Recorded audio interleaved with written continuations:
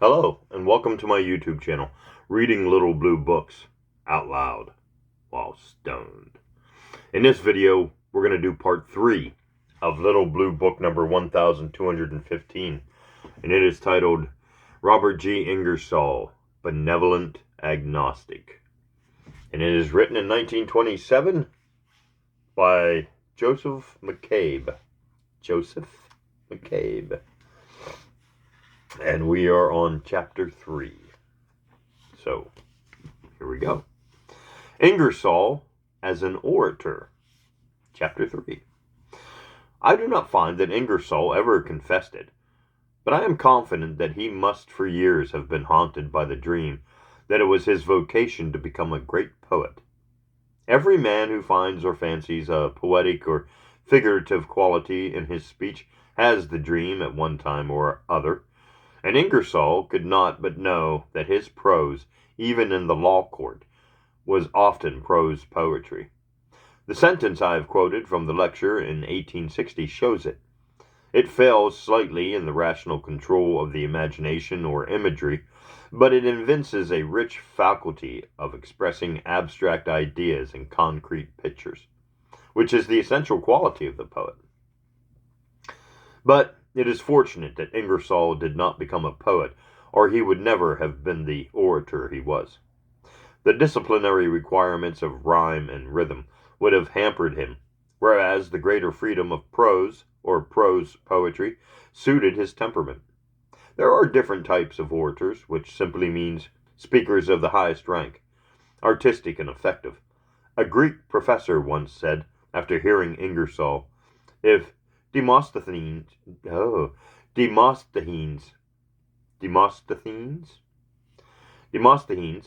was ever as eloquent as Ingersoll, he was never properly reported. It is true, Demosthenes was one of the greatest orators who ever lived, but he was not nearly so eloquent as Ingersoll. I used to know by heart long passages of his famous Philippics, but their qualities are strength and calculated effect rather than eloquence. A further illustration might be drawn from Ingersoll's British contemporary Charles Bradlaugh. By all accounts a very fine speaker, though not an orator. His strength was in his presence and delivery, which must have been remarkable. No one reads his lectures, and few ever did. By oratory, as distinct from technically fine declamation or speech with power behind it, or cheap meretricous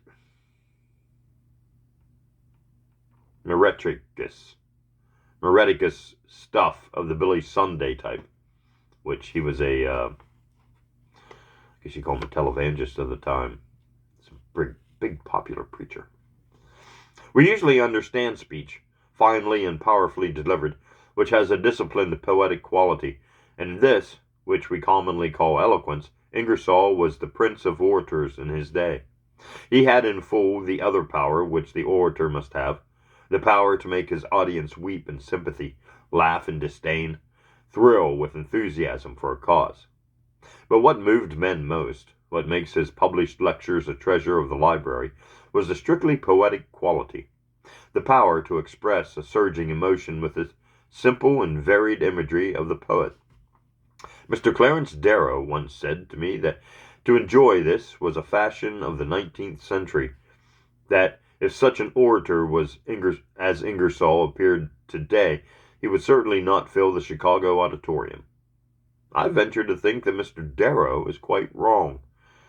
Not until we lose the sense of art and beauty, which the gods forbid, shall we lose an appreciation of real oratory, of genuine and true sentiment, truly and beautifully expressed. From the times of his lectures on progress in 1860, with its mixed metaphors, its signs of immaturity, Ingersoll thought and worked much and spoke little, out of court. His law practice, which one might expect to hinder, few lawyers were ever orators, at least gave him practice in expression, or an increasing control of his too abundant flow of imagery. It usually stifles imagery, but Ingersoll learned how to use his power in court. We are not much concerned with him as a lawyer, and I will merely quote the authority of legal men at the time, that he was one of the greatest lawyers of the American bar. It was not simply that he could move and convince a jury by his eloquence. He got up a case with meticulous care, and his memory and power of attention were such that he could do so more easily than most lawyers. Smith, whose little biography is valuable because of his contact with Ingersoll, tells us that once he went to counsel the great lawyer, in his later years, on an important case. Ingersoll was reading the proofs of an article, and he continued to correct them while Smith stated the particulars of his case.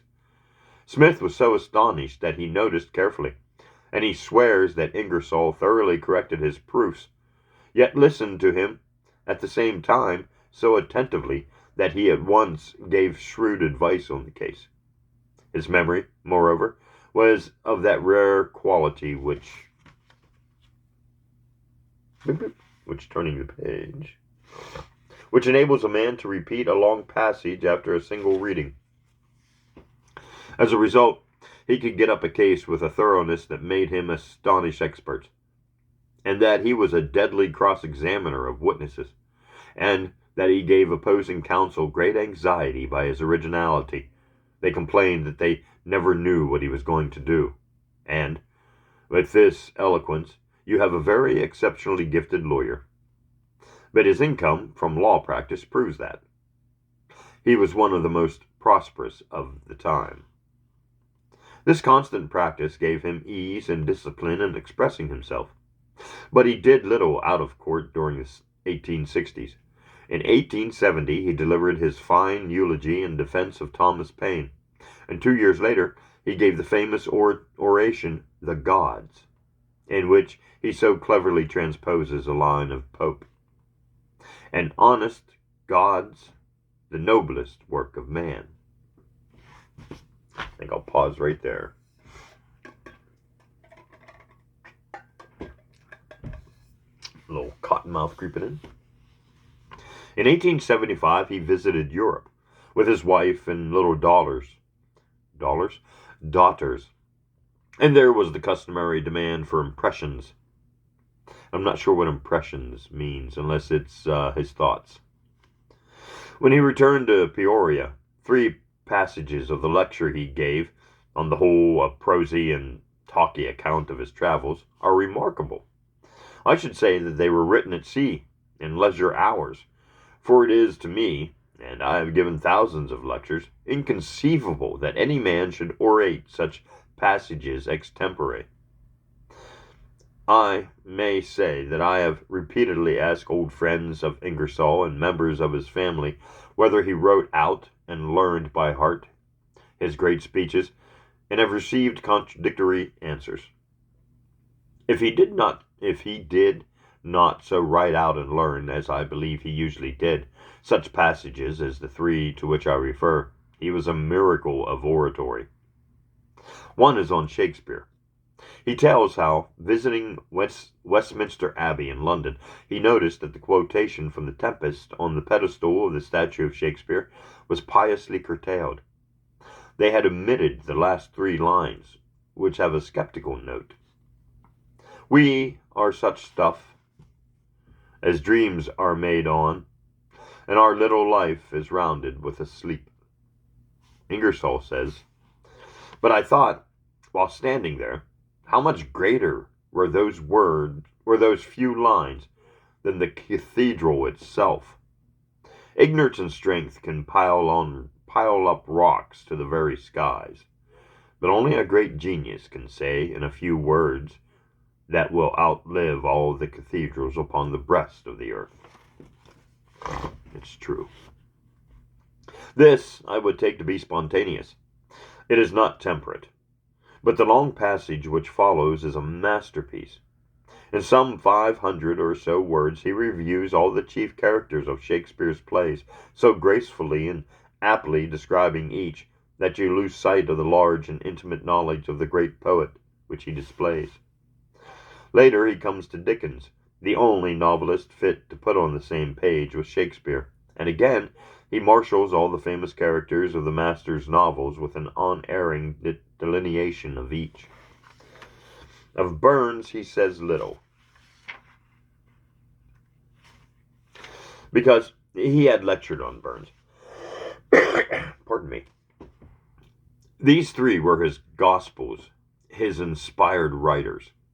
Any person who wonders if there was not really some lingering Christian sentiment in Ingersoll has only to read them as he did.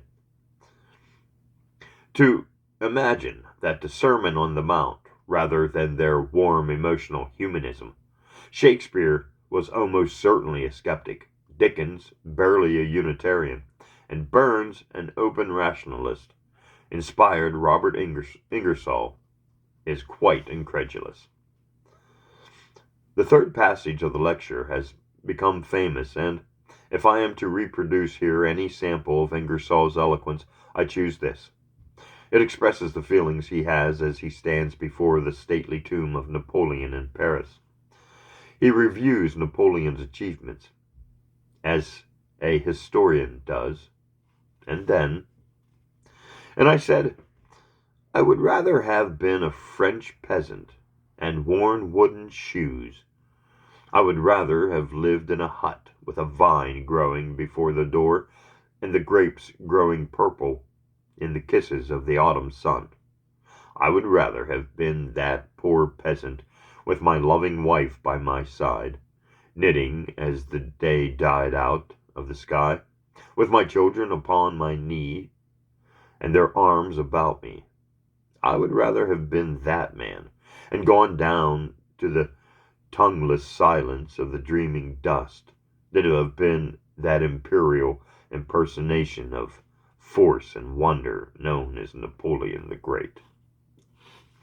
This is, apart from the judgment on Napoleon, what might be disputed almost perfect in sentiment and simplicity of expression. Its one defect is the yield to temptation which is betrayed in the tongueless silence of the dreamless dust. But Ingersoll got to love words, and we can understand it. Curiously enough, he gives us an example of this on an occasion when we would least expect it, in the short speech at the burial of his beloved brother in 1879. And I'm going to take a drink.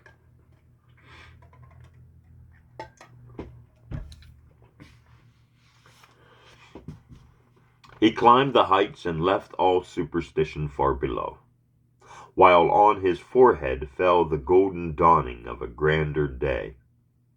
Life is a narrow veil between the cold and barren peaks of two eternities. We strive in vain to look beyond the heights. We cry aloud, and the only answer is the echo of our wailing cry.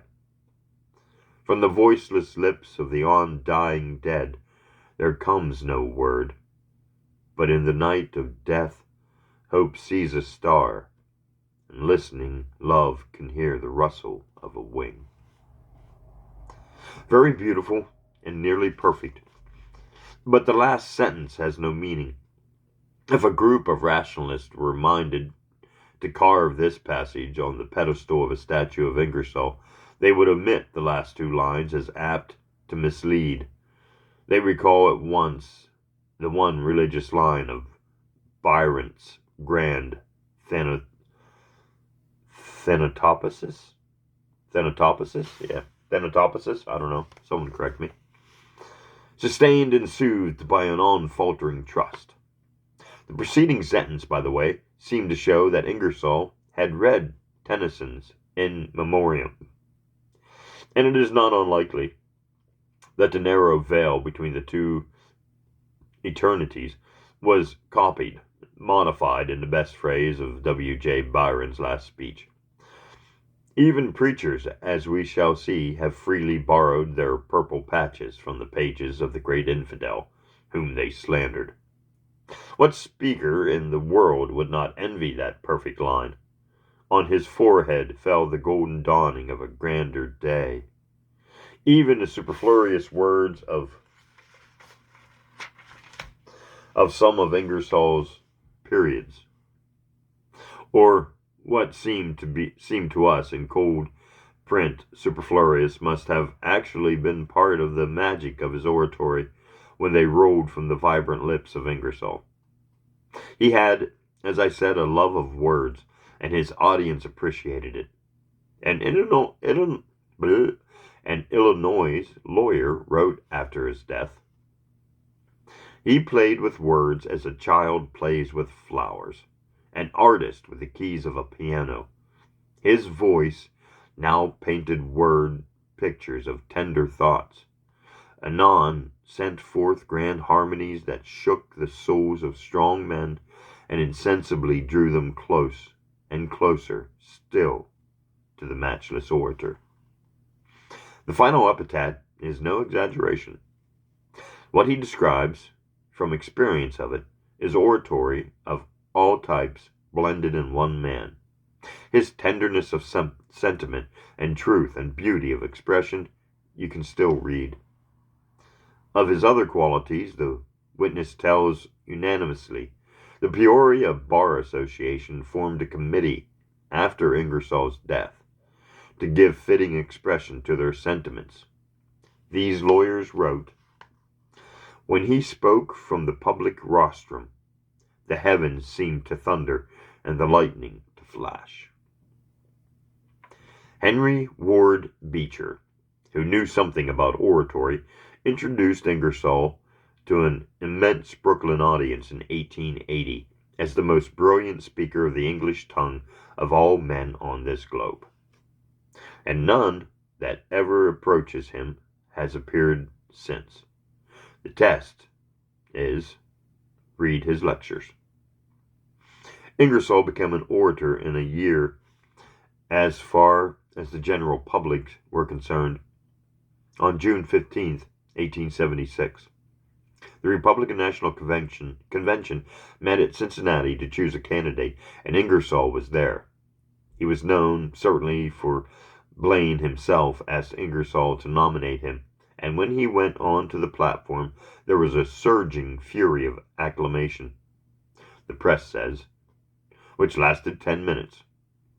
Yet America at large knew him, if at all, only as a gifted lawyer. Within 3 months, he was recognized as the greatest orator in America. His brother Clark was with him, and as they went to bed, he asked Robert anxiously if he had prepared that important nomination speech for tomorrow. Robert had not prepared a word of it, and refused to do so. When Ingersoll met a bunch of good fellows in a hotel, there was not much work for anybody. As we shall see later, Clark was disappointed and nervous, but next morning before breakfast, Robert showed him the draft of the speech. He had awakened at 3 a.m., had risen and set to work, and in an hour or two had finished the speech which made him famous. It is on the whole a plain, strong, short speech, in the Demosthenic style. Only toward the end the orator gets amongst the familiar flowers. No pause for hydration.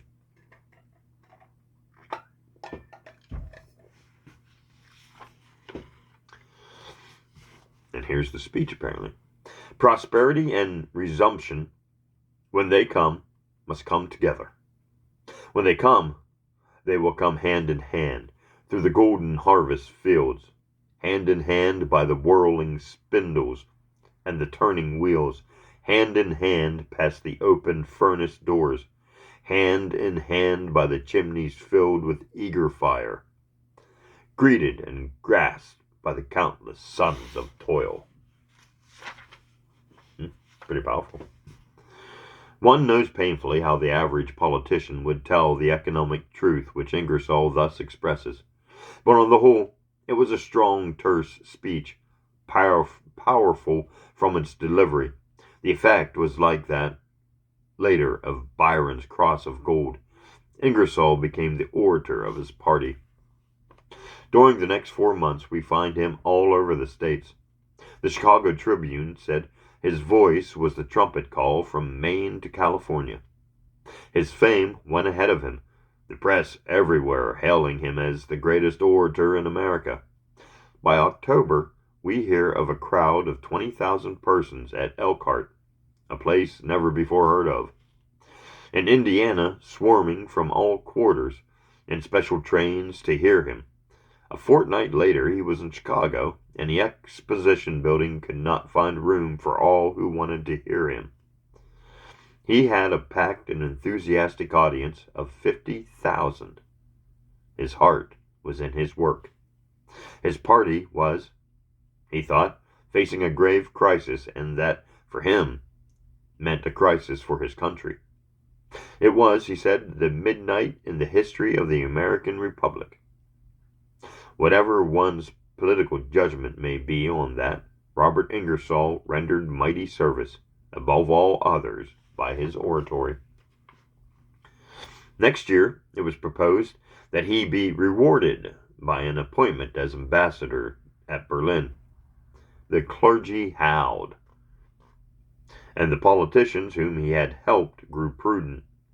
Ingersoll relieved them by saying that he would take neither the embassy nor any other appointment that they could make.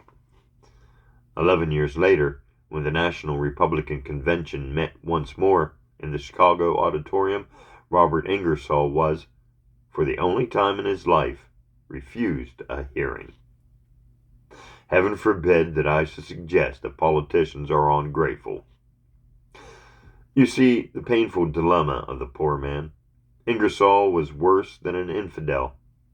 He was an honest infidel. He insisted on saying so.